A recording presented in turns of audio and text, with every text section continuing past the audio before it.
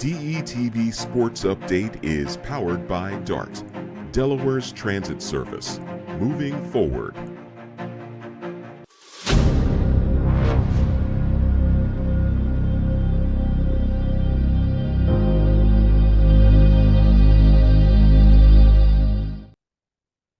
What's up, everyone, and welcome in to DETV for another phenomenal show here on a Monday evening. We're going to highlight, of course, everything going on in the world of sports. And as always, Nick Alessandrini, joined by the crew, Jason McCall, Matthew Maurer will be joining us here shortly. He's taking care of some business, we believe. So we're hoping to see him here in a little bit. But Dennis, of course, running the whole show there from home today as we have a remote show. We are on Zoom today. A lot going on at the station this week, Jason, but we're happy to be able to get back on the air here for another week. Oh, yeah. Glad to be back. It's good to be back and a lot to get into. Last time we talked, we were on the cusp of obviously training camp getting started for every team in the league. Of course, we have now had that luxury and all the teams getting their practice underway. We've already had our fair share of highlights. We're getting all these rumors from training camp. So a lot going on now in the world of the NFL. That has, of course, now gotten underway here in 2024. No more offseason. So we're going to talk about some of these quarterback contracts that were signed here in the last week and a half. Two quarterbacks signed big deals, one in Miami and, of course, the other up in Green Bay. And then, of course, now what comes next for Dak Prescott down in Dallas, one of the quarterbacks that remains unsigned, of course, here with his contract expiring at the end of this season. USA Basketball had their first actual taste of Olympic action here with a win over Serbia, 110-84. They pulled away late there. We'll chat a little bit about that one. And then NFL training camp news, Jason, Aaron Rodgers and Garrett Wilson, a little bit of a scuffle there on the sideline. We'll talk about that. We'll get your thoughts on that and maybe what your expectations are for the New York Jets coming up here this upcoming season. Then we're going to round it out. Of course, we're going to start our AFC and NFC division previews today, of course, with the football season just around the corner. So today we will go through the NFC South, the division of our own Dennis Pritchett and his Tampa Bay Buccaneers that are coming off of 3 straight division titles. So we'll talk about the NFC South.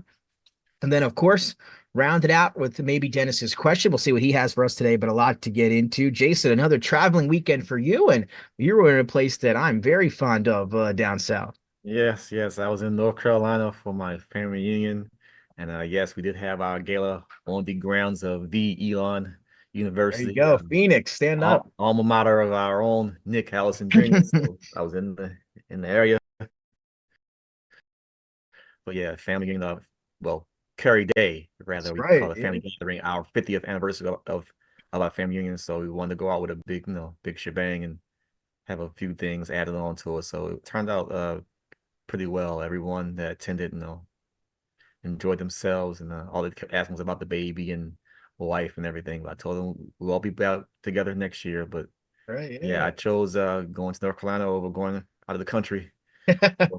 So no. And we're thankful for that because then we get you back here on a Monday. Yeah, so I'm happy for that decision. Had a great time. Always when you seeing family and you see ones you haven't seen in a while, they're still doing okay though. That's always a good thing. So happy to be back. A little tired right now, but that's to be expected. I'll be good tomorrow. So yeah, all's well. To have you back and able to get you on here tonight. And of course, a fun fact for everybody at home is, Jason, I want to say, is it your uncle?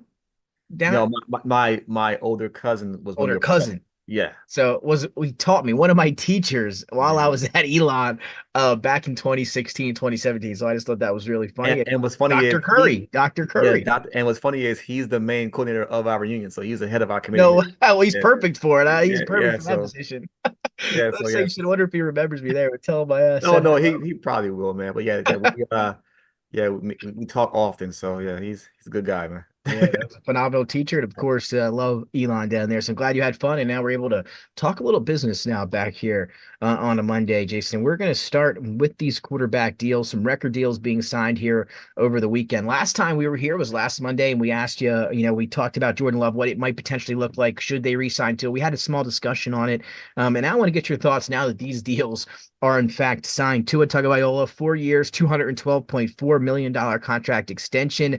Tua, again, one of the only quarterbacks on a list that we're going to see here shortly from the class of 2020. And we'll show you how these all quarterbacks have get paid here in a minute. But 4 years, $212.4 million for a quarterback. And there is this list here from 2020, your NFL draft quarterback contract with Burrow, Tua, Herbert, Love, and Hurts. I'll tell you, those guys are making some money there, Jason. So what a quarterback class it has been so far in terms of contracts for 2020. But Tua, Jason, he has not won a playoff game. One of the quarterbacks there on that list that hasn't, and one of the quarterbacks there for these upcoming free agents at the position that haven't either. So first, before we dive into Jordan Love here from Green Bay, let's talk a little bit about Miami and Tua. Again, 4 years, $212.5 million.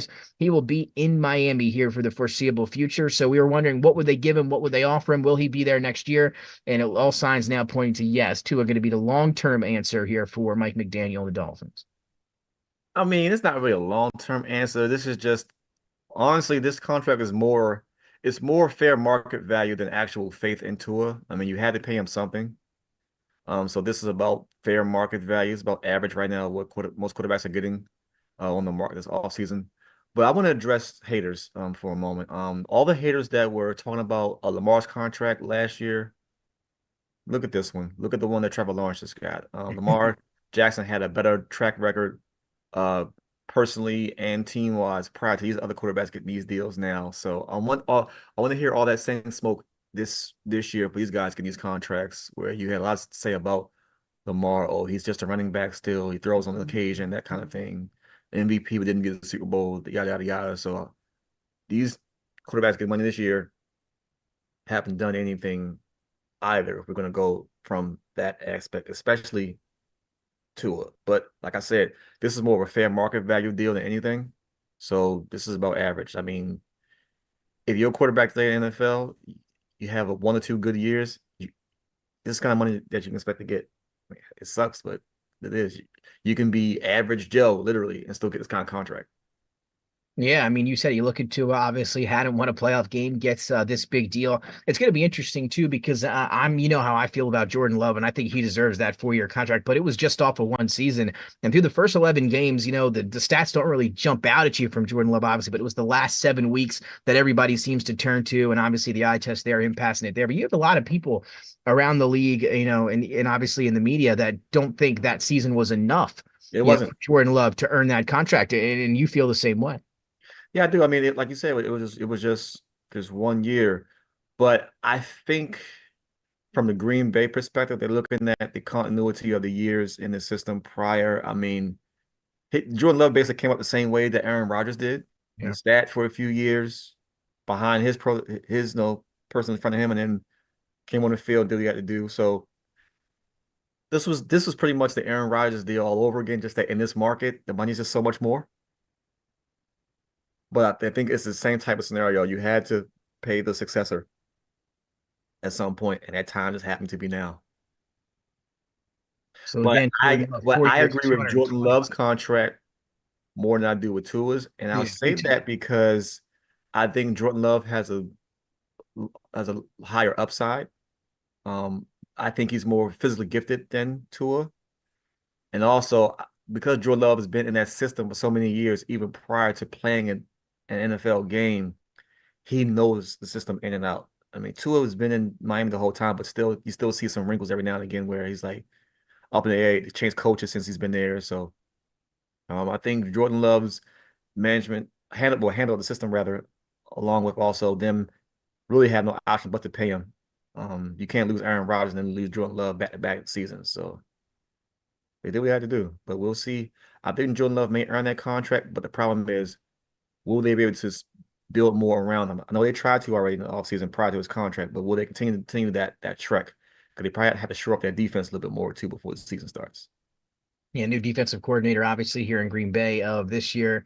Obviously getting a head coach, Jeff, I believe Hatlick from Boston College. He'll be there leading the way. Younger guy, brings some energy to that defense. But let's focus on Tua here again, just for a second. You look at the numbers last year, or even before the arrival of head coach Mike McDaniel. He struggled mightily before McDavid was able to get there and, of course, insert his offense before they brought Tyreek Hill over, obviously, et cetera. There last year, his strength always has been, or at least especially last season, the year before, was getting the ball out on time, right? Staying in that system with the Dolphins. He has the quickest release and obviously able to read those defenses early. He gets rid of the ball quicker than any quarterback in the league. He was one of the best, especially in QBR, I believe in 3 seconds or less, and getting rid of the football. But when you go past that 3 seconds, obviously those stats really started to come down. Became one of the worst quarterbacks in the league when holding the ball over 3 seconds in terms of accuracy, touchdowns, etc. Obviously not known for having one of the strongest arms in the NFL, but obviously being accurate is his pro, or the main pro of his game. So we'll see how it goes going forward. But obviously he's in a great situation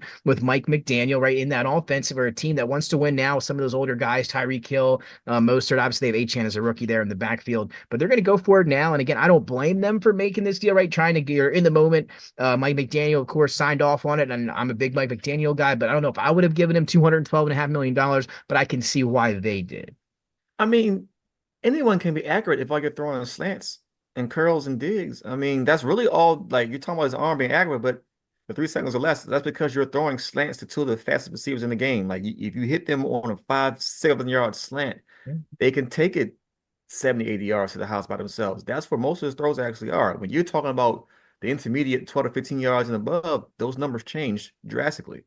So, I mean, it's an offense carried to him. So that's what it is. More power to him. It's an offense tailored to his strengths, and they're maximizing it.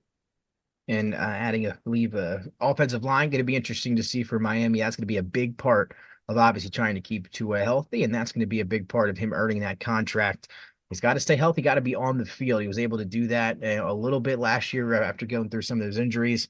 We'll see if he can do it again this year, but he is now taken care of. Dan Marino made $51 million career earnings, obviously different with inflation for Miami, and Tua going to obviously get through that rather quickly here with 1 season. $12.5 million here for Tua. Now to focus on Jordan Love a little bit in the Green Bay Packers, one of the hot, picks, and we were all kind of on them. I've liked him since the end of last year, the way they looked against Dallas. Them going, of course, with Jordan Love, 4 years, 220, talked about it, but him coming back, or him last year having the youngest skill position core out of any quarterback, out of any team around him since 1990. So it's you're not only betting on Jordan Love to get better, but all those young guys around him are going to continue to get better with him as well. They're able to sign some guys up front. They get Josh Jacobs in the backfield. What are your expectations for Green Bay? Oh, they're going to win the NFC North. I don't have Detroit repeating. Yeah, I mean, and again, tell me a little bit why you think that. I feel like time is now for Green Bay, and when you add a player like Josh Jacobs and some other players they've added in the offseason, I think that this might be their moment to try to make one last really good run. And you sign Jordan Love for that. You sign them for the future you feel so you might be able to make a run in the next 3 or 4 years. So that window starts now, and Jordan Love now is probably the best quarterback in that division, hands down. Again, we got the Jordan Love helmet here back at home for everybody there with the Green Bay alternate. They're sitting behind me. Of course, I like him in the NFC North as well again this year, and we'll talk about that preview here as we progress forward a little bit. But you have Tua signed, and now you have Jordan Love signed. Those are the two big questions in the offseason. Of course, Tua signing first, and then Jordan Love signing after. Now, the richest contract in NBA NFL history. They're up over $50 million a year for Jordan Love. That leads us to another quarterback, Jason, that's kind of been obviously in the news here. Jerry Jones has been in the news, the Dallas Cowboys, and that's Dak Prescott, a free agent, and it's sort of a situation with leverage that we haven't seen from another superstar player, especially a quarterback throughout NFL history. He is no trade clause in his contract. He's got no restrictions. He will not be a restricted free agent. It is perfectly set up for Dak to be a free agent with no strings attached at the end of this year, and then he can go on the open market, for 10 to 12, 15, whatever teams that need an upper style quarterback in Dak Prescott, who's been a Pro Bowler, obviously was an MVP consideration last year, but Jerry Jones kind of seems tentative to paying Dak Prescott. We've seen that now go on for months and months. They've come to no agreement. Dak said in his press conference last week that he's now been open to the idea and even thought about playing, for some other teams next year. It wouldn't be the worst thing in the world. He actually went on to name some of the quarterbacks that have played for two teams and the success that they've had in two different locations. What do you think? What are the Cowboys going to do with Dak? Does Dak deserve that big contract that he could be getting here momentarily? Dak deserves the contract. I mean, when you look at the numbers, Dak puts up numbers, and in a quarterback-driven league, you want your quarterback to put up numbers. The Cowboys not winning playoff games, things of this nature, doesn't all fall on Dak's shoulders, and we know this already. There have been times where their defense has let him down. There have been times where he's let them down with a pick or two here or there. Or there's some time when the offensive line has let them down in these playoffs games. So it's been a combination of factors, the reason why they haven't gone past a certain round, but they didn't go past a certain round even with Tony Romo and quarterback before him. So this is not just a Dak alone type of Dallas playoff streak curse, if you will. But Dak is their most prolific quarterback ever. You look at all the numbers and you think about quarterback Dallas Cowboys. Yes, they had quarterbacks that have won rings, but when you talk about just sheer talent, physical talent, and God-given ability, Dak is the best quarterback Dallas Cowboys have ever had. And you should pay him, but I don't think Jerry's going to pay him. I have a weird feeling I don't think Jerry's going to pay him. I mean, when you think about Dak, he came in a third rounder. Kellen Moore got hurt. He starts. The rest is history.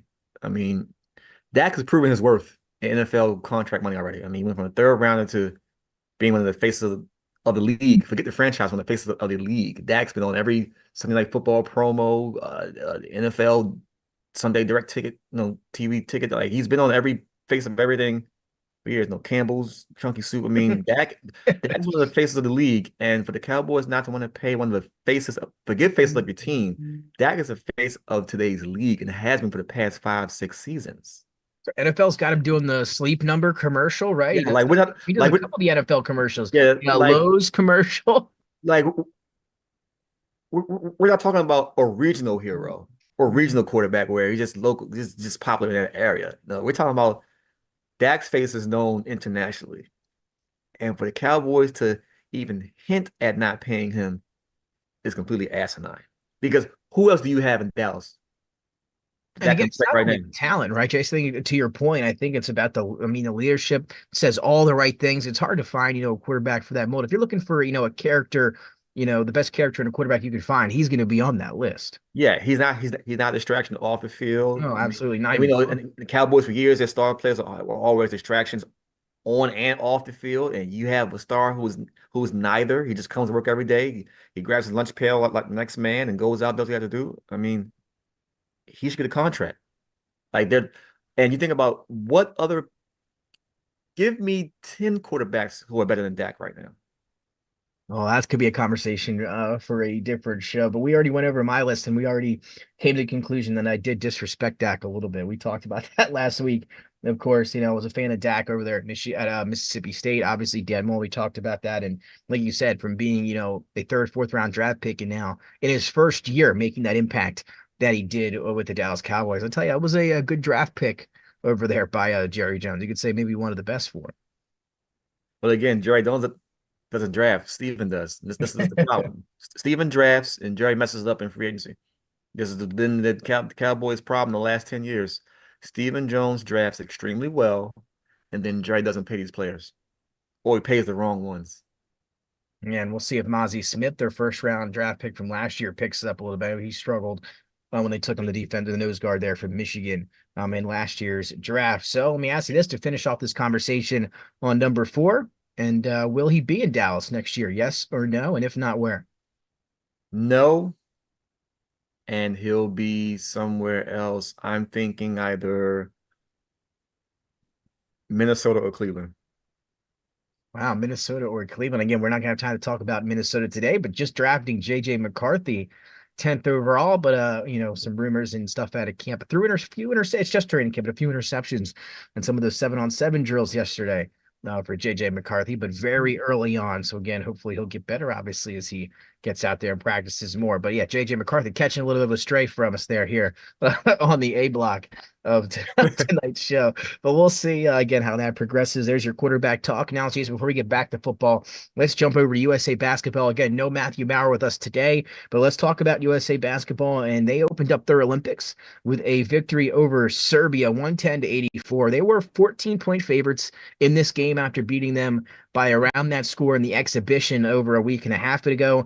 This game was really tight early on. Not sure if you had the chance to check it out on Sunday morning, Jason, but a tough one for USA early. It was really close. You could see here in the highlights, Serbia was up 20-16, and then it was Kevin Durant coming in 8 for 8 in the first half. Did not practice at all recently before these Olympics with that calf strain. Got the start, though, for the first time today. Or excuse me, came off the bench for the first time pretty much in his career at any level for Kevin Durant. 8 for 8 and then finished 8 for 9 with 23 points to lead the way for USA. He is Team USA's all-time leading scorer in the Olympics, and he was phenomenal. And USA just looked so much better with him on the floor than they did in these last couple exhibition games.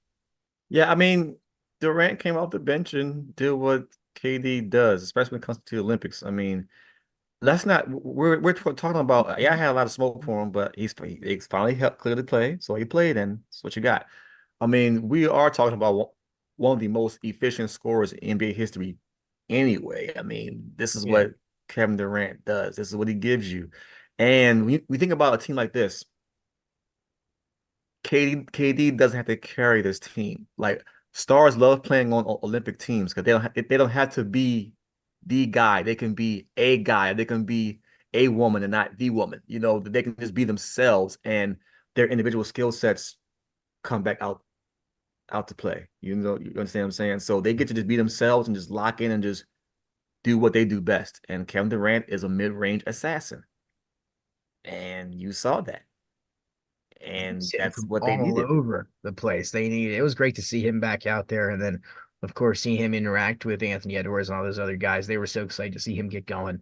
Obviously, after being limited and all the action, leading up to that game. Just want to, not on the agenda tonight, but wanted to throw this one at you real quick, Jason. Is Joel Embiid, a little bit of a tough start for him again. He's part of that starting lineup for the U.S. Obviously had the issue with, was he going to play for Cameroon? Was he going to play for France? And no, I'm going to play for the United States, all that stuff.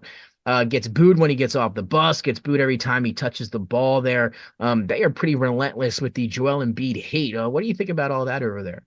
I think it's motivation for him. He'll be fine. Listen, Joel plays in Philly. If you can play in Philly, you can play anywhere. So I mean, is it warranted? Like if you were it's not warranted. I mean, Joel's been a U.S. citizen for some time now. I mean, what did you expect? I mean, Hakeem Olajuwon played on Dream Team 3 in '96. He could have played for Nigeria. Good point. Come on. Like people get citizenship and end up playing for the U.S. national team. Like this happens. Yeah, stop telling me. I don't understand it. He is getting just no. This all time. Even from United States fans as well. And then you have players who couldn't make the USA squad who play in other countries, saying because they have their mom was born there. They find some loophole. So you got to give them the same type of grace. That's weird. Next question for you here. Again, I'm with you. I agree with it. I don't think it's deserved at all. But let's head to one of your guys. Recent NBA champion for the Boston Celtics, Jason Tatum. And then maybe you think this is being blown into a bigger deal than it is, but it's been all the talk since the end of the game yesterday. I didn't notice. I watched the game, didn't really notice or come across, my head during. Jason Tatum didn't play the entire game in that win against obviously Serbia in a big 26-point victory. So a little weird when some players don't get in. And maybe Steve Kerr just slipped his mind. I don't know if he was just into the game or into the moment, etc. And maybe you feel differently, but Tatum didn't get in. Is that a big deal? It's been being made that way kind of around the media here today as we get into the business week. But how do you feel about Jason Tatum not playing? I just want to get your thoughts on it. No, it's not a big deal at all. I mean, honestly, this should be water under the bridge right now. I mean, Tatum didn't play.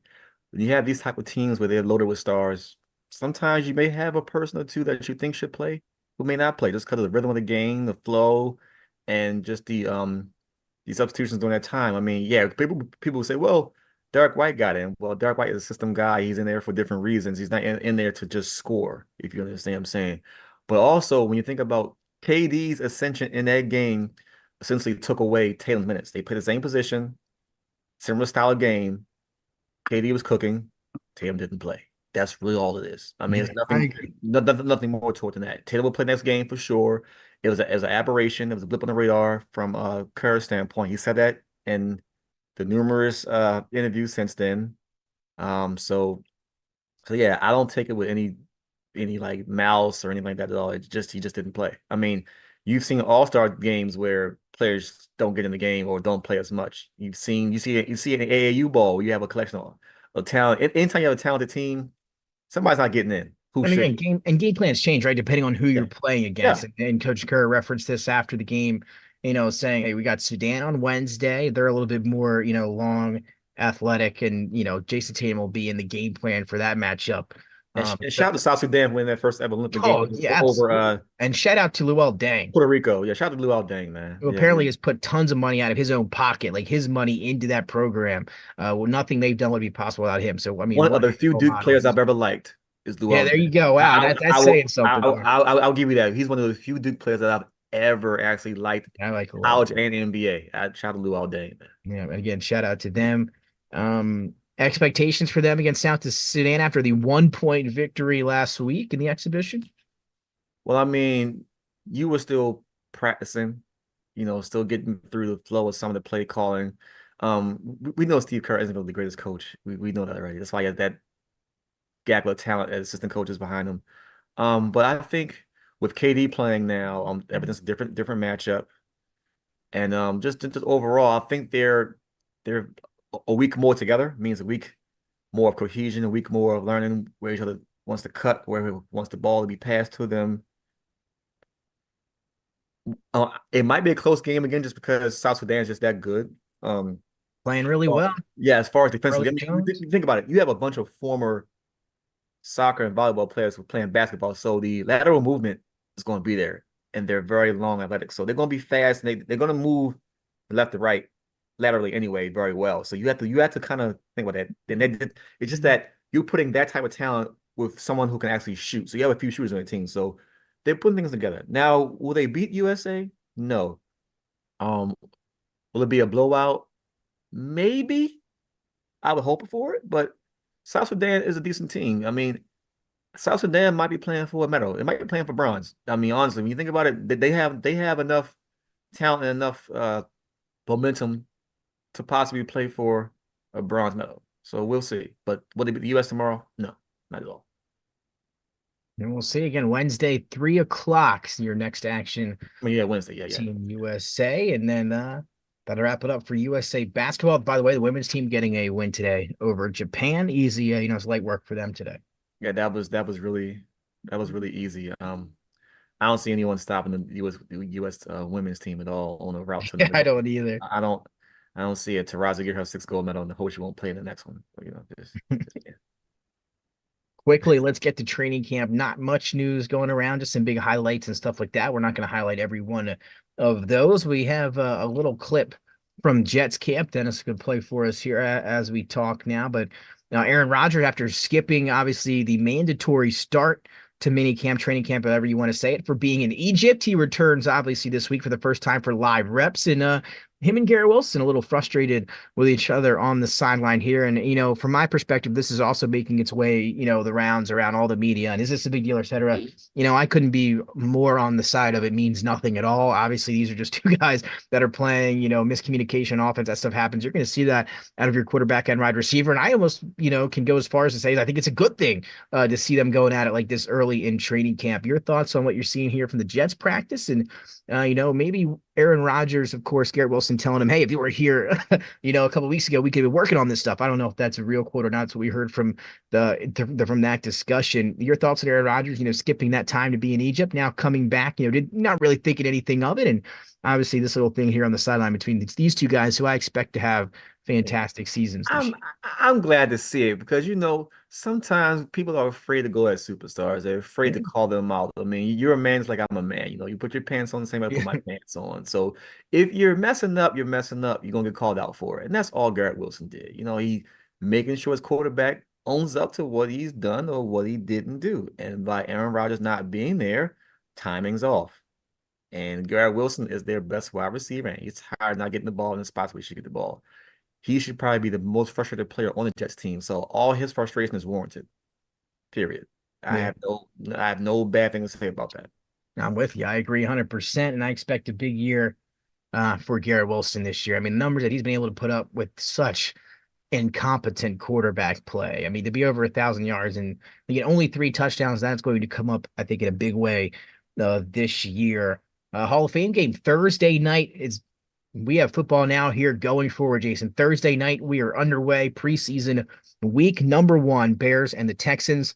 No word out on what starters, if any, are going to play in the Hall of Fame game. It's typically none. So we'll see what we see out of Chicago. Caleb Williams saying today from the Bears press conference over at their training camp there that he would like to play. He said there's more pros than cons. You know, he wants to get in there, get some reps in. He says the only way to really get a feel for the game, but I don't have a feeling we're going to see him on Thursday. Maybe we do. I hope we do. But I don't think we will. Are you going to be watching on Thursday night? And how excited are you for football to be back? I'm watching Olympics. I might scan over, but no, honestly, this is Olympics time for me. I'm watching everything. I'm watching all the different channels. Shout out to NBC with the package of Peacock, right? You on Peacock Peacock at all? channel and all the USA showing Olympic games and That's things. refreshing. I like to hear that. Good job. So yeah, I'm watching. I mean, Trying to keep up with it. I'm going to watch, of course, because it's no football. No, football's football. You don't care who's playing. You want to see football. We have this is our last 2 days without football until February, so we're good right now. So I'll take it. But yeah, I'll be watching. I'll be watching a little bit of the preseason game, but more so watching the Olympics. This is a full Olympics this time. There's no Right. COVID restrictions, so the athletes are actually having fun being at the Olympic Village, and actually being to be in the Olympic Village this time around again. And so sense of normalcy first brought back to the Olympics this year. So they're all enjoying it, and I'm enjoying watching what's been on TV so far. There you go. Well, let's dive in now, Jason, as we round out, of course, some more stuff to get to here, but we're going to start with our NFL previews. Finally, today we're going to dive in. We're going to take a division each week here until we get into the regular season, which is just around the corner here and now. I believe it's 6 Sundays until our opening Sunday here in the NFL. So time really does fly. And of course, as we're getting closer to kickoff and all that other stuff, we're also bringing some fantasy football content here. As I know draft's going to be coming up around the corner for a lot of us here in the next month or so. So we'll also try to hit on some of that stuff going forward here on DETV. But let's start with the NFC South division, Jason, a division that we are going to start with, but one that usually flies under the radar, especially for us, but not for Dennis, who is a diehard Tampa Bay Bucks fan. And the Buccaneers coming off another division title, 3 straight now since, of course, Tom Brady was there, and then Baker leading them to a division title. Right. And here we go. Dennis had that queued up for us from the beginning. 3 straight division titles for the Bucks. Before that, though, Jason, it was 4 straight for the Saints. And then before that, 3 straight for the Panthers. So it kind of seems like every team has had their little time period with winning that division except for one. And that is the Atlanta Falcons. Arthur Smith is no longer there. They bring in Raheem Morris, who can coach, obviously, is coach offense, coach defense, can be the head coach here in Atlanta. Kirk Cousins comes over in the offseason with Darnell Mooney, a couple other guys. They got one of the best offensive lines in the game of football. Maybe we'll see Bijan and London and Pitts touch the ball a little bit more this year. But they are the only team in Atlanta that hasn't had kind of their shine or their time period of winning this division. Before we dive into each team individually, I want to ask you, is this the year for Atlanta to turn it around and be your NFC South champs? No. It's a first disagreement all show. And I hate to say it, but no. Until someone dethrones the Bucks, like legit dethrones the Bucks, and they brought back everybody. So you brought back Evans, you brought back Baker. I mean, you brought back your core, and that core is only going to get better. I don't see. I mean, I would like to see Atlanta win the division, but the Bucks pretty much had the same core, and they're only getting a year better, a year better with each other, a year more around each other. So I still see Tampa Bay winning the division again. I do. Defense going to be a little bit different, but yeah, a lot of those guys, coming back. Antoine Winfield Jr. signed the richest contract as a defensive back in NFL history. What a season he had last year. It was phenomenal, for them. So he'll be back. Todd Bowles running that defense. And of course, Baker and those guys coming off a division title. So now all the eyes are going to be on them here. They are, of course, though, not the favorite. The Falcons are the favorite as it stands right now to end that draft. Let's focus on Tampa Bay here. They lose Dave Canales their offensive coordinator, who, again, you could argue was a huge help for Baker Mayfield in that offense, was with Geno the year before when he had that resurgence here. So, of course, goes from Geno, career year for Geno, now with Baker, a career for Baker, and now he heads over to the same division. We'll touch on Carolina here in a second, but he's now leading the way and run the offense for Bryce Young in Carolina. So Tampa Bay and Baker will not have that luxury of Dave Canales this year. And the schedule for the Bucs is tough. Again, coming off that division title last year, 7 of their first 10 opponents are expected to win 9.5 games or more, according to Vegas. So that is the toughest beginning to a schedule in the league. They do get Baker and Evans back, and some of those young guys, of course. Godwin in a career year, Rashad White coming off of a career year last year in the backfield for Tampa. What are your expectations? Just thoughts on the Buccaneers here, losing Canales, a tough early season schedule. To me, it's looking as if it's going to be pretty hard for these guys to repeat as division champs. I think they can go at least 10-7 or 11-6 still.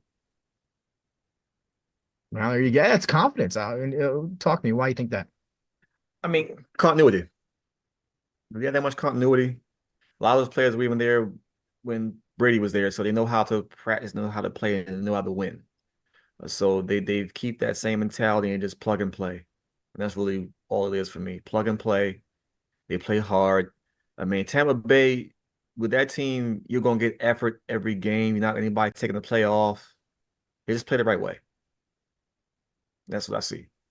Tampa second in the division, according to Vegas, at plus 310 to win that division. So we'll say going to be tough, but we'll see what Tampa's able to do again next year. A big year last year for Baker, of course, and a revenge year. We'll see how he plays this year now that he got his money, has that contract, and we'll see what Tampa can do. We'll see. That takes us over to the team that Dave Canales has left for, and that is the Carolina Panthers, the #1 overall pick last year in Bryce Young, heading into year number 2. So going to be a huge year for Bryce Young, maybe now with a competent play caller and offensive strategist here to see if he can make that second-year leap. Last year for Bryce Young, Jason ranked last in passing yards per attempt at 5.5 and passer rating, worst passer rating in the league at 73.7. But again, when you look at it, you look at the metrics, and even if you're eye testing, if you watched him, he could tell you one of the worst offensive lines in football. He had, again, a few seconds to get rid of it. He did hold the ball a little too long. I will say that that was something I think that he has to work on, but no offensive line, and the worst receiving core statistically in the league, the worst at creating separation and getting open on any route. So I think he was put in a really tough position. Now he gets a play caller, an offensive guy like Dave Canales to come in. I think that's going to help him out a ton. They add Seahawks guard Damian Lewis to a big deal. Dolphins guard Robert Hunt to a huge five-year, $100 million year. So they're bulking up the interior of that offensive line. What do you think about Carolina? Again, could not be much worse than what they went through last year. They draft Xavier Legette here in the draft this year. Expect him to be a weapon for Bryce Young. What do you think about Carolina here this season? They can bulk up the line all they want to. You can't teach height. And Bryce Young is just short. I mean, it just no overcoming that, huh? He's no Kyler Murray. I'm sorry, he's not. He's a poor man's Kyler Murray. And that's saying a lot. He's very, very poor man's Kyler Murray. I don't see it. CJ Stroud should be #1. We're gonna say we talked about that. For I'd said it for two to 3 years now. Yeah, I don't see how this works. I don't. See Carolina finishing last in division. Again, yeah. I think they're going to be better. I'm not saying they won't finish last in the division. No, I think they're going to be a lot better. I think we'll see. Again, I think Dave Canales is going to be a big part of that. For again, Deontay Johnson, I think is going to have a nice year for them. I think he's going to be the go-to guy for Bryce Young. I think Canales is going to be do a good job of getting him open with his play calling and the way they run that offense. So I think he's going to put Bryce Young in position. I think he's going to get Bryce Young out of the pocket. I know it's going to be tough for him to drop straight back, as you said, with that height sometimes with that pass rush, but they boost the interior of that offensive line. I think they'll be better. But I don't know about leaps and bounds better. I mean, better could be 5 or 6 wins, and that's not saying a lot. Yeah, I think they'd be. Again, correct me. I think like two or three wins last year. Yeah, they were like 3 or 14. Was it 3 or 4? Yeah. Oh, man, kind of seems like once he got to week 8 or 9, he just didn't really follow Panthers anymore. Yeah, you didn't the rest of the way. But I mean, they could probably get maybe 5, 6 wins. Is there a plateau for this season? I mean, personally, I'd say I don't see what they do on defense to stop anybody. Yeah, and again, big underdogs to win the division for Carolina at plus 1,000. I mean, you're a betting man. You put money on that. You know, you can do that, but You know, Remember last year I sat here and I said Falcons worst to first. They were one again. All this division came down to the final week last year, and of course, a winning week for Tampa Bay. yep. Let's jump into another team that seems to be rather forgettable here the last few years. Bad year last year after bringing in Derek Carr as a free agent. The New Orleans Saints, awful offensive line last year. Pro Football Focus projecting them to be once again the worst offensive line in the league. This year, obviously, it's a projection, so you don't know just yet, but that's what they're projecting. They do add Chase Young on defense. Chase Young didn't really get the deal he was looking for, didn't find his market value for what he believed it to be as a free agent last year after struggling down the stretch with those injuries. And then obviously for San Fran in the playoffs and in the Super Bowl, but they add him on defense. So Chase Young to New Orleans. Their pass rush has been getting worse and worse, so maybe he helps them out. Cameron Jordan's getting a little bit older. His production is starting to slow down, a little bit. They draft Kool-Aid McKinstry and add him to the secondary. They draft Spencer Rattler, who has looked pretty good at camp, and maybe he'll end up being the backup quarterback, or who knows, maybe as the season progresses, maybe we see Spencer Rattler. But Derek Carr, the guy in New Orleans, expectations for the Saints. If you're banking on Spencer Rattler to be your savior, that's all you got to say about the season. I was just throwing that in there. I don't know if I'm just saying. I mean, now, no, not Spencer Rattler, but two schools later, finally in the NFL, that kind of thing. But no, I mean, Derek Carr, man, he's regressed so much in the last 3 years. It's not just injury either. I don't know what it is, but he's just regressed so much. And I get, it seems like just, and it was just last year, Devontae Adams, saying that him and Derek Carr working out in the offseason and being so close and him being so excited to go pair back up with Derek Carr, and just could not have gone any worse. Yeah, I think the Saints still going to regret not starting Jameis over Derek Carr. That's just me. And again, Jameis Winston with that play call at the end of the year last year. Yeah, I don't think he's obviously not there anymore, right? Or is he's he? not there anymore. I didn't think so. Not after that play call.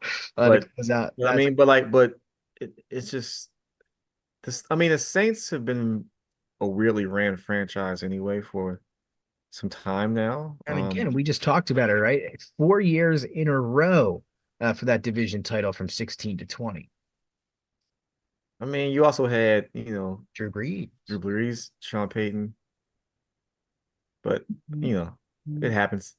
But no, now will the Saints be better than the Panthers? Yes, they will. I think so. By how much? Never know, though. Exactly. I don't know. And that takes us to the final team here, and a team that I'll be picking to win the division. They are the favorites, though, so not going out on a limb here. I want to get your prediction here. Obviously, again, in a second, new head coach and Raheem Morris, new offensive coordinator coming over. Bijan taking over a CMC-like role is the word out of camp.